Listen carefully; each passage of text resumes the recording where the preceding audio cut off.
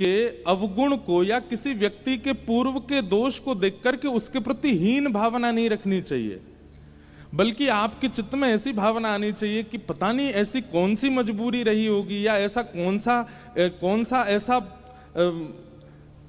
वातावरण इनको मिला होगा कि इनसे ऐसी क्रिया हो गई। उनके प्रति हीन भावना मत रखा कीजिए, क्योंकि परिस्थिति कब किसकी कैसी हो जाए कोई नहीं जानता है। कभी कभी हमारे जीवन में भी ऐसी स्थिति आती है कि जब लोग हमको हीन भावना से देखते हैं तो हमको लगता है ये हमारी परिस्थिति क्यों नहीं समझ रहे हैं। हम हृदय से बुरे नहीं हैं, हम चाह करके, संसार में कोई हृदय का बुरा नहीं होता, कोई चाह करके गलत नहीं करता। अधिकतर परिस्थितियां ऐसी बन जाती हैं कि व्यक्ति के द्वारा ऐसा होता है। आपको यह सोचना चाहिए ऐसा क्या परिस्थिति हुई, ऐसा क्या हो गया जिसके कारण इनसे ये अपराध बना। उनके प्रति हीन भावना मत रखो। और यदि संभव हुआ करे ना तो अपने घर के विशेष उत्सवों में आप जाया कीजिए। वहां के जेलर हों, वहां के जो इंस्पेक्टर हो, उनसे बात कर लें कि भाई हमें थोड़ी सेवा करनी है। भले ही भीतर जाने को अनुमति तो नहीं मिलती है सबको, पर कोई ना कोई सेवा उन भाइयों के लिए, उन बहनों के लिए जो बेचारे किसी कारणवश भीतर हैं। और उसमें भी ऐसा नहीं है कि सब दोषी हैं। कई बार काल, कर्म, स्वभाव, दुख की 3 गतियां हैं। दुख 3 प्रकार से आता है। कई बार तो समय खराब होता है तो दुख आ जाता है, कई बार हमारे कर्म खराब होते हैं तो दुख आता है, और कई बार हम लोगों का स्वभाव ही खराब होता है इसलिए दुख आता है। तो जरूरी नहीं है सब कर्म से दुखी वहां हैं। कई लोग ऐसे हैं जिनका समय खराब है, उनका अपराध नहीं है, बस उन पर आरोप लगा दिया गया इसलिए भी वहां है। हमारी प्रार्थना भावना ऐसी कि आप लोग कुछ ना कुछ करते रहा कीजिए और ऐसे लोगों के प्रति हीन भावना मत रखा कीजिए। उनके प्रति परिवर्तन की भावना, उनके प्रति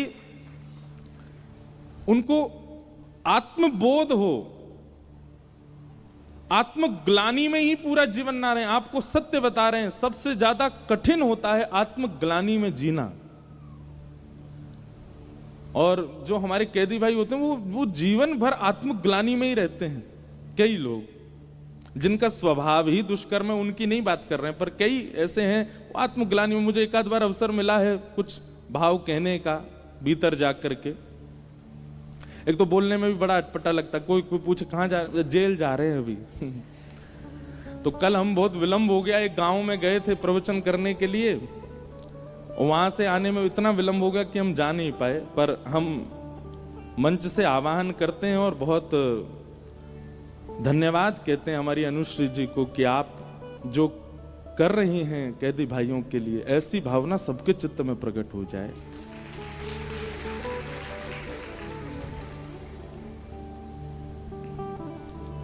वृद्धाश्रम के बंधुओं के लिए भी संदेश के लिए हमको आया है कि कुछ कहिए।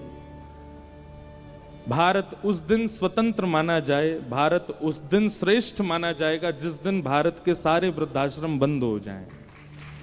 जब तक वृद्धाश्रम खुले हैं तब तक हम लोगों को कहीं ना कहीं अपने धर्म के प्रति,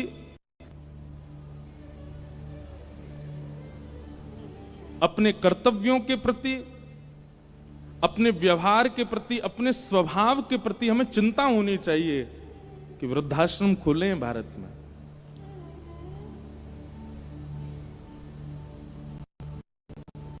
द्वारा किया गया या संतान के द्वारा किया गया जघन्य पाप यदि कोई होगा तो वो यही होगा कि उसके माता पिता को वृद्धाश्रम जाना पड़े। इसलिए हमारी सब बालक युवाओं से एक विनती है कि भैया तीर्थों में भ्रमण करने से, अन्य अन्य मंदिरों में जाकर के भगवत आराधना करने से भगवत प्रसन्नता होगी कि नहीं होगी पता नहीं, पर मातृपितृ यदि आपके प्रसन्न हैं तो ठाकुर जी आपसे अति प्रसन्न हैं, बहुत प्रसन्न हैं।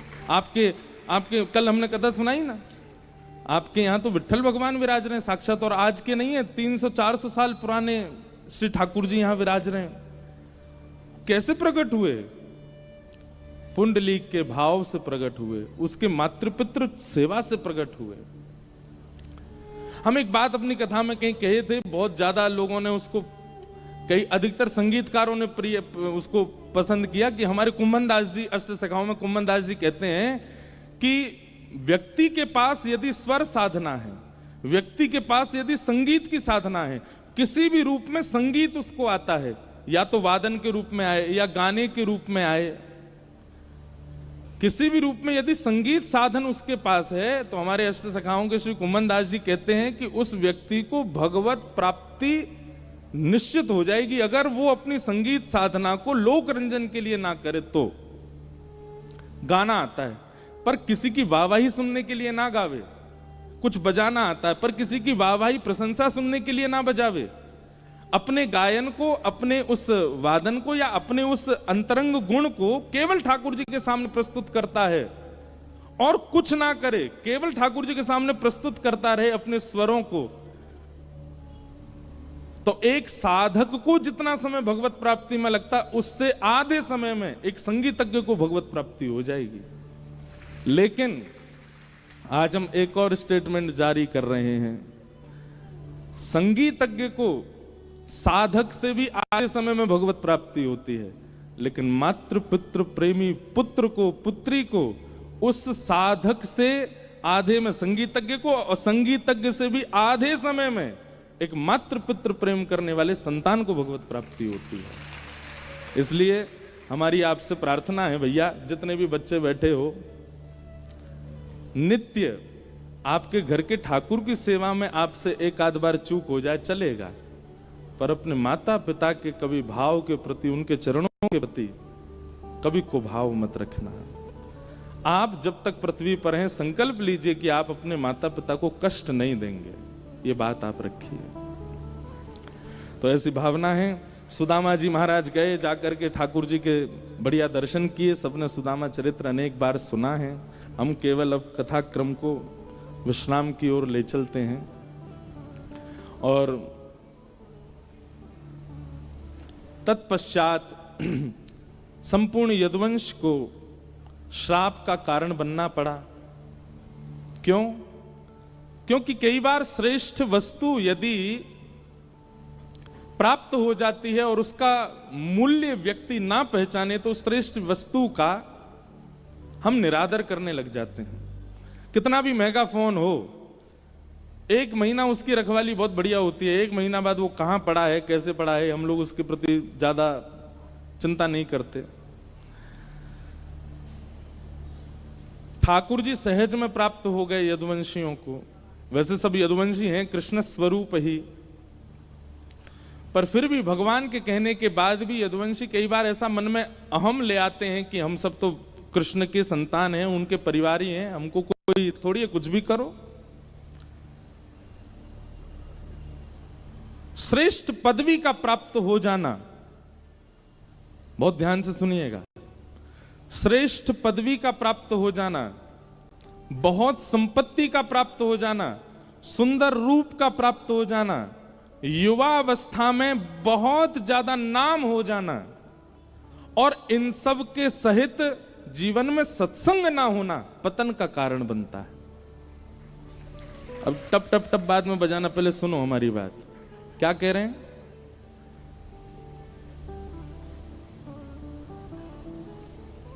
बहुत धनवान हो जाना और सत्संग का प्राप्त ना होना, रूपवान होना, सत्संग की प्राप्ति ना होना। मतलब रूप है पर सत्संग नहीं है जीवन में, धन है सत्संग नहीं है जीवन में। युवा अवस्था में बहुत यश मिल जाना और उसके साथ सत्संग जीवन में ना होना।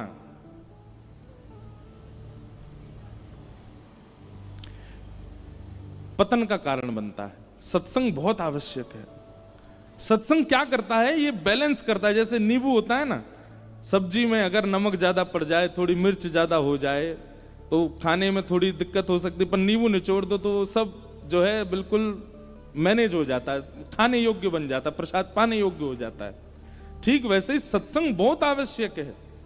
आपके अंदर अहम का बढ़ाव उतार चढ़ाव होता है, आपके अंदर क्रोध का उतार चढ़ाव होता है, आपके अंदर राग द्वेष अभिनिवेश अहंता आदियों का उतार चढ़ाव, जो ये फ्लक्चुएशन होता है, सत्संग रूपी नींबू उसको समान करता है। सत्संग आवश्यक है।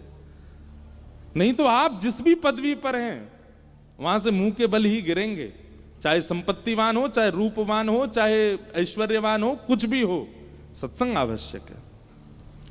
और श्री कृष्ण के जितने भी पुत्र हैं, हमारे ठाकुर जी के आदि सब यदुवंशी, इनसे ठाकुर जी कहते हैं भैया सत्संग किया करो, संत जनों को प्रणाम किया करो। ये सब कहते हैं हमें क्या आवश्यकता, हमारे भगवान ही हमारे पिता हैं, भगवान ही हमारे चाचा ताऊ हैं, भगवान ही हमारे सर्वस्व हैं, हमको सत्संग की क्या आवश्यकता। सत्संग तो वो करें जिनके दूर दूर हैं भगवान। और यही कारण बना यदुवंशियों ने ठाकुर जी की बात नहीं मानी, सत्संग नहीं किया जीवन में, जिसके कारण संत ऋषियों के द्वारा शाप ला, शांब के द्वारा परीक्षण, ऋषियों ने शाप दे दिया से कर देगा। और इसके कारण समस्त यदुवंश देखते ही देखते ठाकुर जी के आगे विश्राम हो गया। दाऊ दादा क्षीर सागर में प्रवेश कर गए। बोलो बलराम जी महाराज की जय। ठाकुर जी प्रभाषित क्षेत्र में गए और वहां उद्धव आदि कई अपने प्रियजनों के मध्य बैठकर के ठाकुर जी ने भागवत धर्म का उपदेश किया। उद्धव कृष्ण संवाद, अनेक भाव अनेक प्रकार यहां पर कहे गए, सबके विस्तार में वैसे मन में विचार करके बैठा था कि आज सूत्र मात्र, केवल संकेत मात्र कथा कह के नवयुगेश्वर संवाद के प्रथम प्रश्न के उत्तर में जहां भक्ति के धर्म के निरूपण किए गए वो कहूंगा, पर सबको हम प्रणाम मात्र करते हैं। ठाकुर जी अपनी लीला पूरी करके भगवत धाम प्रस्थान किए और कई जगह ऐसी भावना है, तिरोधाय प्रविष्टोयम श्रीमद् भागवतार्णवम। ठाकुर जी कहीं और नहीं है भैया, इस कलिकाल में जिसको भी भगवत आश्रय लेना हो, जिसको भी भगवत दर्शन की इच्छा हो, उसमें भागवत जी की कथा श्रवण करे। आपको कथा सुनते सुनते ही श्री राधा रमण लाल, श्री राधा वल्लभ लाल, कुंज बिहारी लाल, पंडरीनाथ भगवान, जगन्नाथ भगवान, यहीं बैठे बैठे सागर में सबके दर्शन हो जाते हैं, सबका अनुभव होने लगता है। कौन प्रकट कर देता है? बिना मंदिरों के, बिना धामों के भी आपके शहर में ठाकुर प्रकट हो जाते हैं। कब? जब कथा होती है, कथा में सब प्रकट हो जाते हैं। जगन्नाथ जी का चर्चा, जगन्नाथ जी की चर्चा सुनेंगे, अपने आप नेत्र बंद हो जाएंगे और तुरंत मन में भाव आ जाएगा। सुंदर सुंदर गोल गोल चक्का जैसे नयन हैं, ऐसी उठी हुई भुजा हैं, मधुर मुस्कान है, श्री जगन्नाथ महाप्रभु हैं, प्रकट हो। देखो जगन्नाथ जी आए कथा में, वाह। अब पता चली क्यों जगन्नाथ जी आ रहे थे, याद है, बैठे हैं कथा में इसीलिए याद आ रहे थे। तो ऐसे महाप्रभु श्री जगन्नाथ जी सब प्रकट हो जाते हैं कथा में। कथा का ऐसा भाव है, ऐसा प्रवाह है। सब प्रसंग मात्रों को हम प्रणाम मात्र करते हैं। परीक्षित जी का भगवत धाम गमन हुआ, सुखदेव जी का कथा विश्राम करके वहां से प्रस्थान करना हुआ। भक्तमाल जी में एक बहुत सुंदर बात कहते हैं कि तक्षक सर्प ने परीक्षित जी का स्पर्श किया, श्रवण रसिक कहीं सुने ना परीक्षित से, जो पान हूं करत लागी कोटि गुण प्यास है। बहुत सुंदर बात है।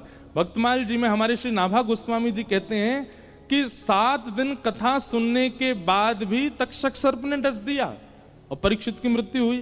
तो फिर कथा सुनाने का जो मूल क्रम था वो कैसे पूर्ण हुआ? यहां तो वही हो गया जो होना था, कुछ परिवर्तन तो हुआ नहीं। पर श्री नाभा जी इसकी गंभीरता को प्रकट करते हुए कहते हैं, बोले भैया परीक्षित जी के प्राण तक्षक सर्प के डमसन से नहीं गए हैं, तो बोले कथा विश्राम करके जैसे ही शुकाचार्य जी व्यास मंच से उठे हैं, प्रस्थान करने के लिए व्यास मंच से उतरे हैं, व्यास को कथा से जाते हुए देख परीक्षित को इतनी वेदना हुई, इतना विरह हुआ कि अब कथा विश्राम हो गई, अब मैं कथा नहीं सुन पाऊंगा। कथा विश्राम के विरह में श्री परीक्षित जी महाराज के प्राण चले गए, भगवत प्राप्ति हो गई उनको कथा विश्राम होते ही। बोले फिर तक्षक सर्प ने क्या किया? बोले उनके 5 भौतिक देह का अंतिम संस्कार किया, क्योंकि तक्षक सर्प के स्पर्श से ही अग्नि प्रज्वलित हो गई। बाकी तो भगवत भक्त के प्राण किसी इस प्रकार की भावना से नहीं जाते हैं, वो तो कृष्ण विरह में ही प्राण गए हैं। श्री सुखदेव जी, श्री परीक्षित जी महाराज के ऐसी भावना